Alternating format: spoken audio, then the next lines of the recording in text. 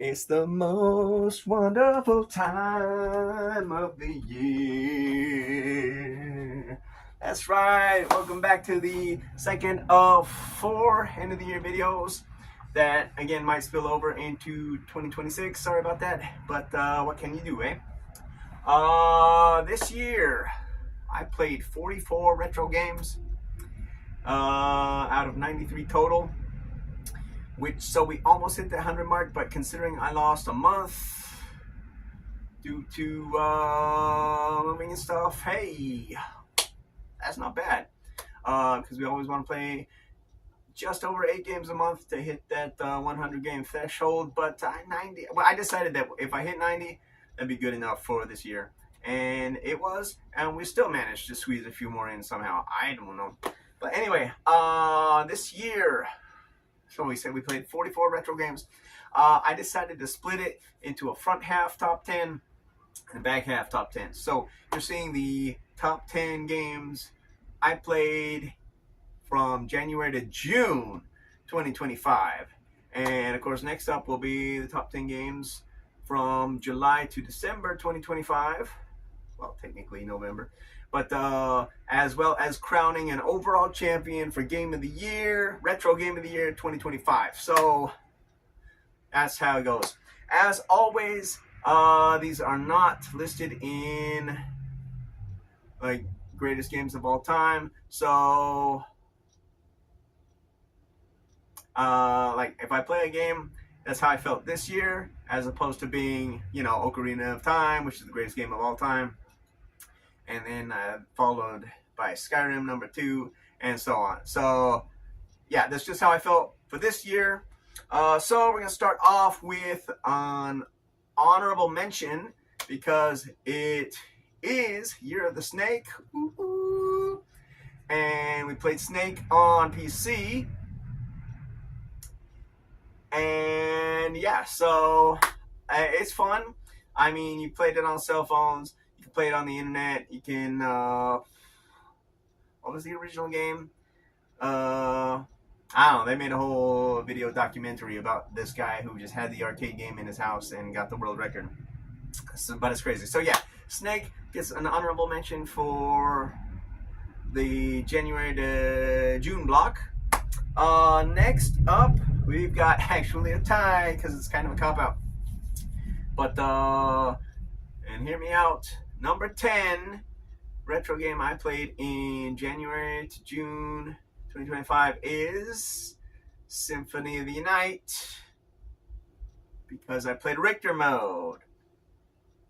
Okay, so I wanted to get a platinum for trophy number 6,000, which isn't much if you compare it to some of the hardcore people. But then again, I stopped playing for trophies after I went full time at the uni. So, well, then stop, but stop the hunt, the madness. Is how we say.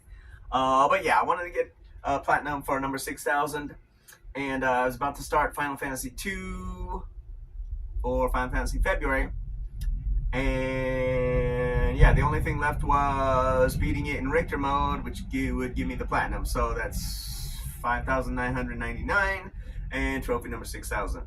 So we did that. It's challenging. If you spam the Hydro Storm, it's not too bad. There are a couple places you can farm. It's just kind of annoying. You just do the same stuff over and over. You do the uppercut move to get through the castle quickly. And I mean, it's fun if you're not trying to do it for the trophy. If you just want to do it for the challenge or do it for fun and you explore the whole castle, then I can see the point of it. But if you're just doing it for a speed run, like they've got Summer Games Done Quick for that, Awesome Games Done Quick. You don't need to. I don't want to be forced to have to speed run the game to get the platinum trophy, and yes, that's what I did. So that's why Castlevania Symphony of the Night is a tie for my number 10 retro game of 2025, even though in most normal years it'd be much higher on the list. Also tied for number 10, we have Neo Geo Arcade, Bust a Move, or Puzzle Bobble. Boom. yeah, so we went to the beach in June. Yeah, the end of May, beginning of June, and lo and behold, in the basement of the hotel, they actually had an arcade. So I was like, oh, hey, let's play some games we wouldn't normally get to play, and get our numbers up in pursuit of that 100. So that's what we did. Cruising World was down there. That was fun. But they also had a Neo Geo arcade machine. And back in university days, I would play the crap out of Bust Move, aka Puzzle Bobble. So that was a fun nostalgia trip. It took me a couple of at least one continue, maybe two, to beat the whole stage, because beat the whole game, because I think it's 8, 16, and 24. They're a little unfair with the setup, but you just gotta keep going for the higher bubbles. But that's why Bust Move Puzzle Bobble Neo Geo Arcade is my number 10, tied for my number 10 retro game I played from January to June. Okay, now to the physical stuff. So, I'm pretty sure I did not mention this, but the number 9 game I played from January to June here is Tetris for the NES. And, wow, this box has seen better days, apparently. I just tuck that in there and it should be fine. But I mean, I played crap, and the family played the crap out of these games back in the day. So you got the OG cart.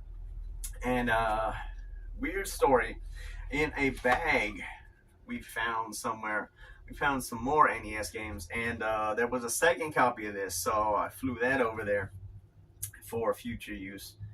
But no, Tetris, I mean, why did I decide to play it? I mean, I had the Nintendo set up for Mega Man and a few other games.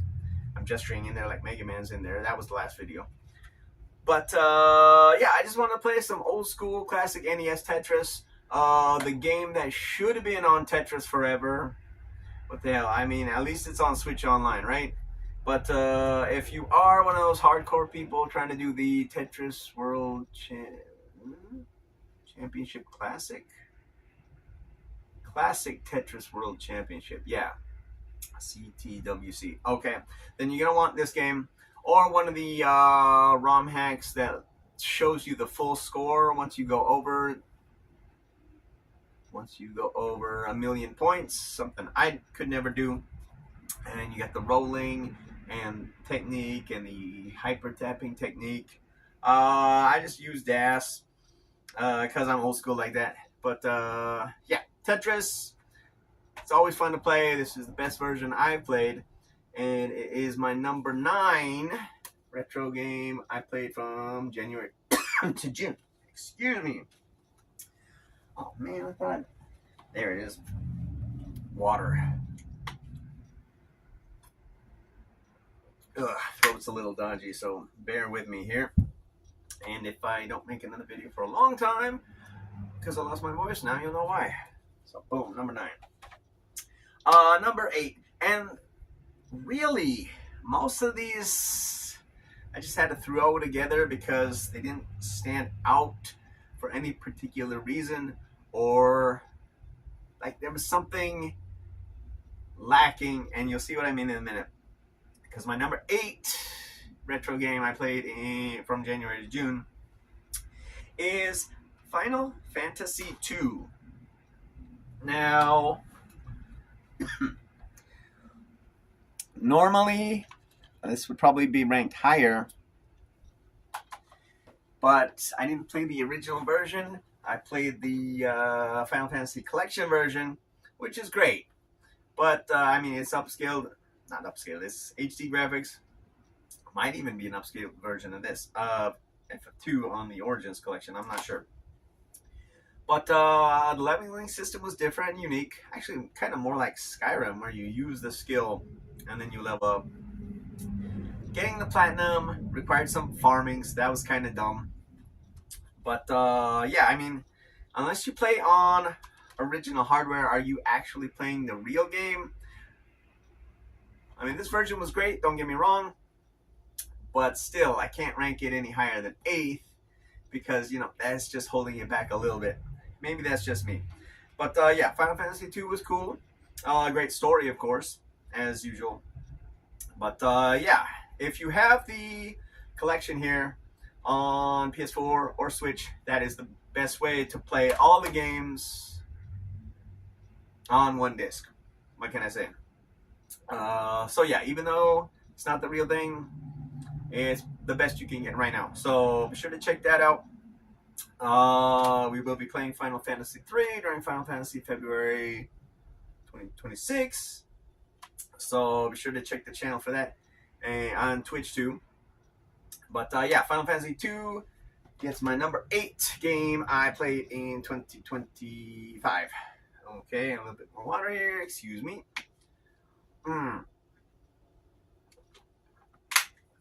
Okay, the number 7 game I played in 2025, January to June, is Super Mario Brothers 2. Now, it is different, but yeah, I had a mini kick of Super Mario games in June. But why this isn't higher on the list is because the way that I played, all warps.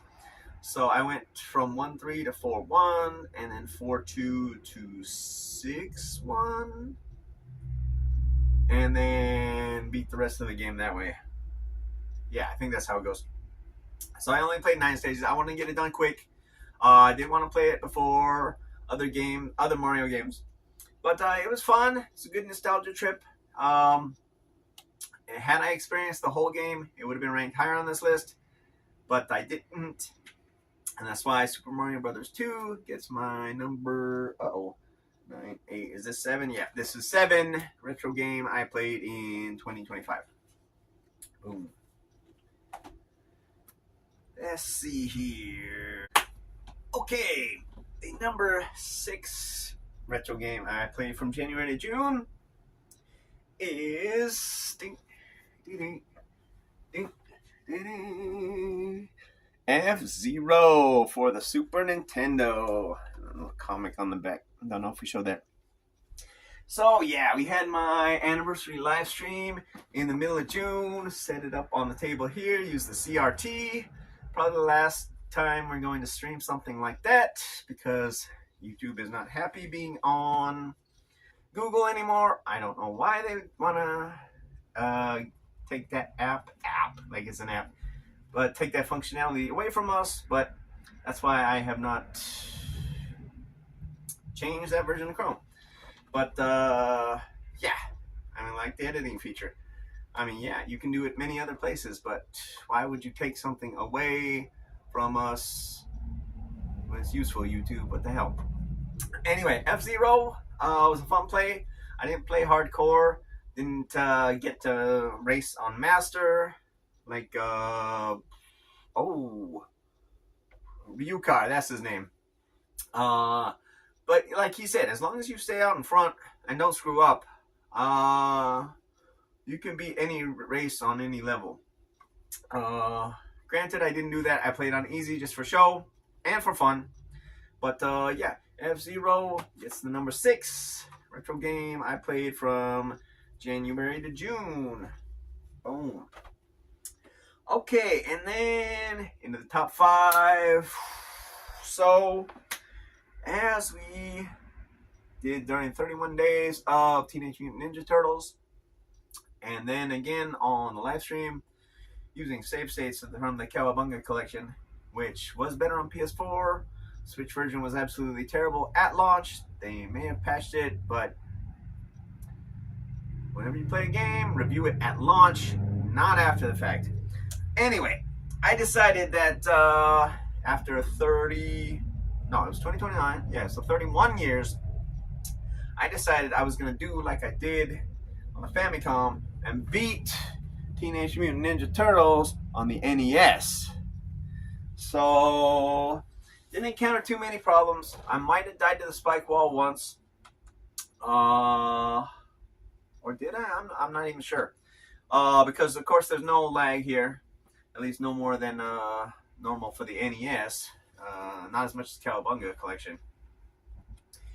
But yeah, we farmed up the scrolls, we beat Shredder, and now I can say I've beaten this on actual hardware, on the NES and the Famicom, and put all those demons to rest. Teenage Mutant Ninja Turtles gets my number 5 retro game I played from January to June 2025. Yeah.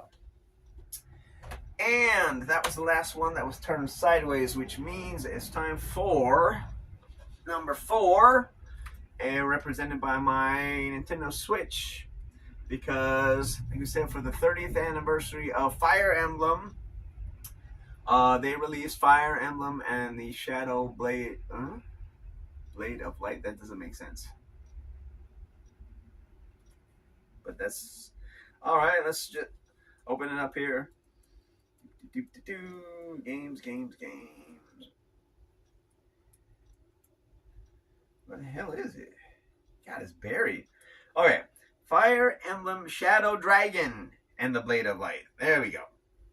But, yeah, we played the original ROM here on the... Well, it's not the original ROM, but sort of a re-release of the original ROM for the Famicom. I did make liberal use of the rewind feature. So if you are going to play, you either need to know the game and get good, or play it on the Switch. And I played it on the Switch. Story was good. The tactical RPG, which I guess would be a strategy game. The strategy game aspect was excellent. And I just liked it. I thought it was way too difficult. Hence the rewind, and actually I restarted too because some characters had died off on the earlier stages, which were actually pretty easy stages, if we're being honest. But yeah, once you know the system and use rewind, you can beat Shadow Dragon and the Blade of Light, and that's why, again, that was what was holding it back from being higher on the list, is the fact that I didn't play the original game and I used the rewind feature. Granted, that's on me, but what can you do? Anyway, that's why Fire Emblem is my number 4 game I played from January to June. Yeah. And I'll scoot those over so we can... Little Christmas tree. Put that nice and neat there. Okay, don't fall. Okay, now into the top 3. The number 3 game, and this might come as a surprise to some of you, but the number 3 game I played in 2025, January to June, is... Actually, it was also on Switch, but Super Mario Sunshine. Now, the game definitely has its faults, and those of you on Game Night, maybe you've been here on the channel, know it's not my favorite Mario game, but it's not as bad as I thought it was.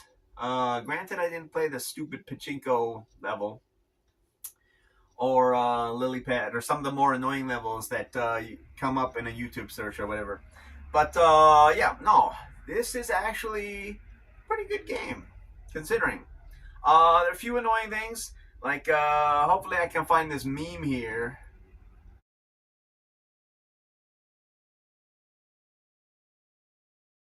But yeah, so no, it doesn't control as well as Mario 64. I think that was my original beef with this. The water shooting is actually a fun and unique concept. So I'm glad they mixed it up. I'm glad it came out on the 3D All-Stars collection, where you get 3 games, unlike the Galaxy collection where you get 2 games. Yeah, we're gonna leave Nintendo alone. Just because the company's turned to crap doesn't mean that they still don't have awesome games like Mario Sunshine. But I mean, yeah, it's not the best Mario game, but it's not as bad as people think. You can beat the game. You don't need to get 100% to beat the game, and that's what it wasn't what I was going for. I was just looking to beat the game. And yeah, there were some annoying stages, and the controls can kind of suck at times. But still, Mario Sunshine gets the number 3 retro game I played from January to June. And that brings us to our top 2. And we can show off both versions here. Super Mario Brothers 3. Yeah. So, let's pop the cart out. And even the manual, why not? So, yeah, this was, again, one of the ones that I mentioned showed up in a bag for some reason. But, you'll notice that we've got the original copy here. That's mine. The box got destroyed. But the Brothers is in that corner. So this is the original US version.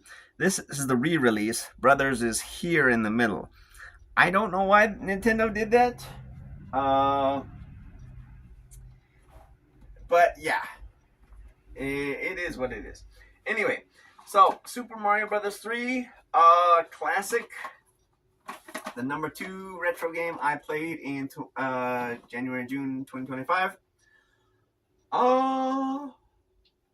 Yeah, I mean, what is there to say about this game that hasn't been said? I was watching Mitch Flower Power when he got the world record and then had it stolen like a day later by the other guy. So that was very annoying. But that's the Warpless record. So I decided to play Warpless. And it took way longer than the speedrunners do it. But I did make it through all the levels. All the levels? No, Warpless. You don't need to play all the levels. I made it through all the worlds.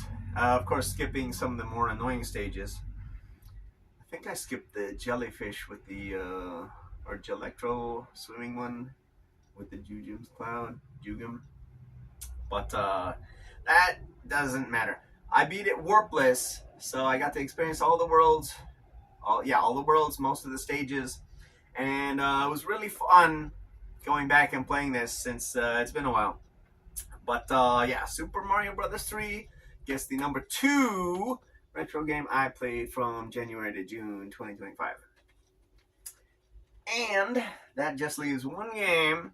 And I give you a few seconds here to think, although I'm sure you know what it is.